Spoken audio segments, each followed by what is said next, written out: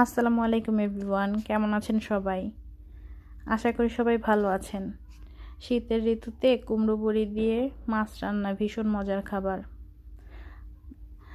তা প্রথমেই আমি কুমড়ো বড়িগুলো আর রুই মাছ ভেজে নিয়েছিলাম।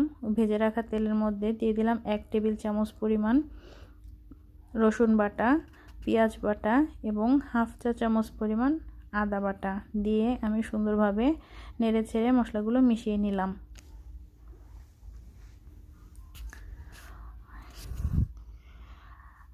প্রথমেই বলে রাখি, আমার এই চ্যানেলটি যদি আপনারা এখনও সাবস্ক্রাইব করে না থাকেন তাহলে সাবস্ক্রাইব করে দিবেন। আমি নতুন ভিডিও দেওয়ার সাথে সাথে যেন আপনাদের কাছে নোটিফিকেশান যায় আর আপনারা যেন দেখতে পারেন। ফিরে আসি রান্নায়। দিয়ে দিলাম জিরার গুঁড়া। এখন আমি দিয়ে দিব হলুদের গুঁড়া, দিয়ে দিলাম